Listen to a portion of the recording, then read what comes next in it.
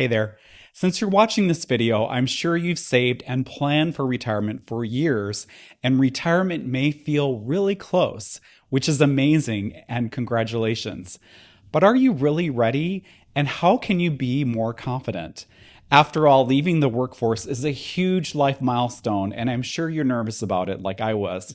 So I'm sure you want to have all your I's dotted and your T's crossed, as the saying goes.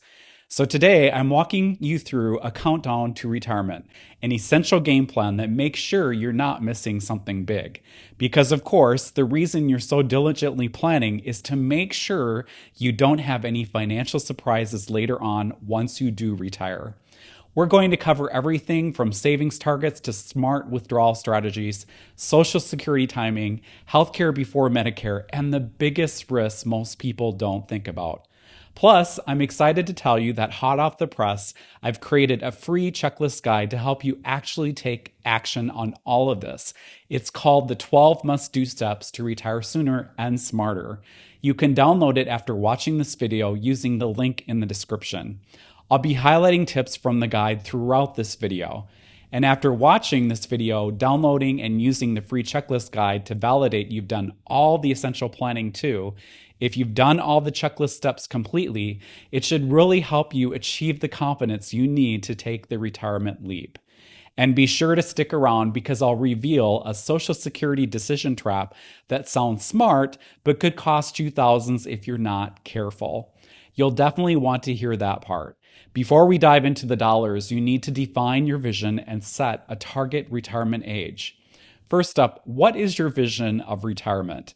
It's important to get clear on your why. Why do you want to retire early, and what does it mean to you?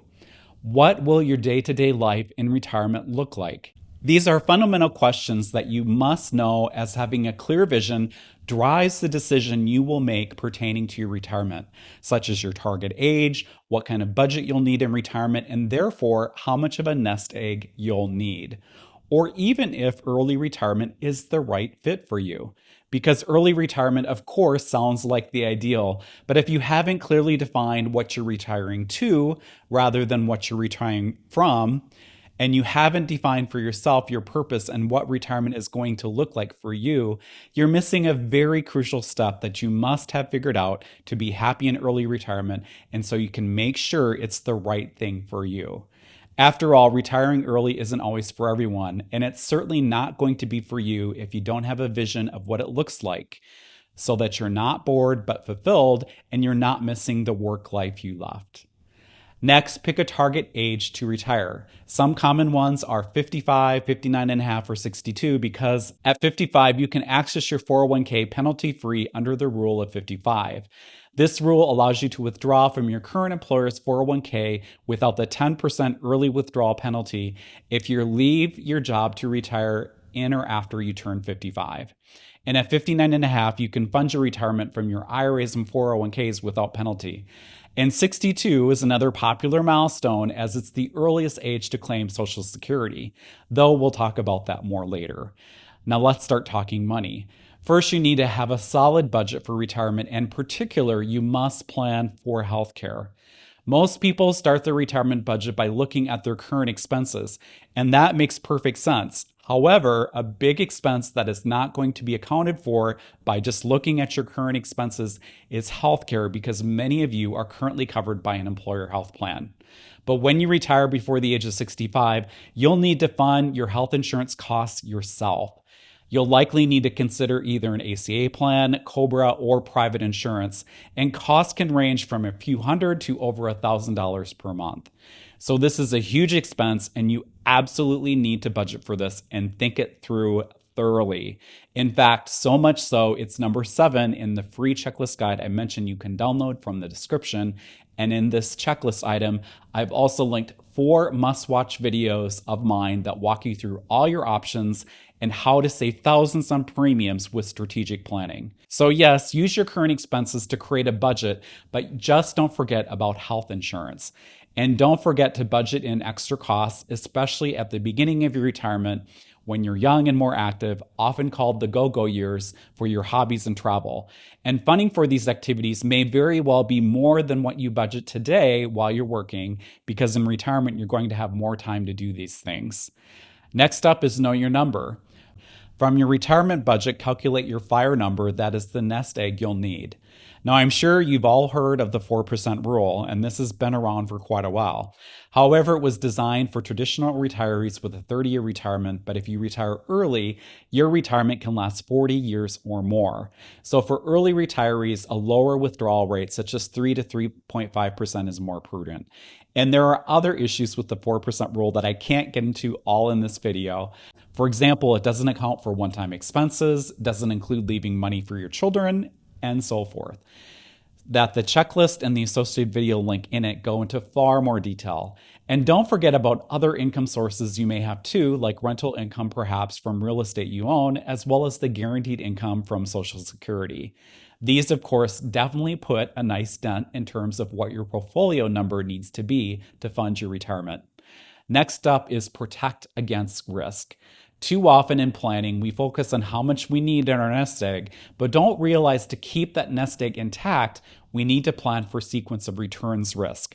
Because if the market drops right as you retire, then you're pulling income from a shrinking portfolio, and that can cause serious damage in the early years of retirement. To protect against that, keep 3 to 4 years of essential expenses in cash or bonds so you can outride the average bear market downturn and recovery. And consider using a bond tent strategy.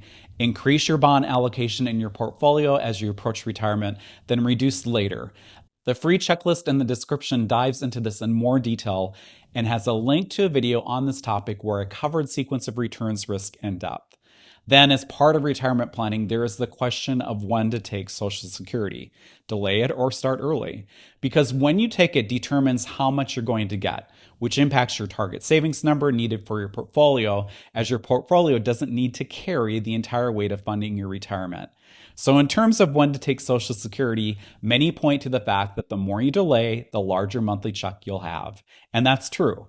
In fact, between ages 67 to 70, you're getting about 8% more per year, and I'm going with 67 as that is the most likely full retirement age for my viewers. So that means your Social Security check will be 24% higher by age 70. But here's what most people miss: opportunity cost. If you delay claiming Social Security, how are you covering expenses in the meantime? You're probably drawing more from your investments, and every dollar withdrawn is a dollar that's no longer invested and compounding. So in some cases, the lost investment growth from early withdrawals can outweigh the increased benefit. So in that situation, it may make sense to start withdrawing at an earlier age.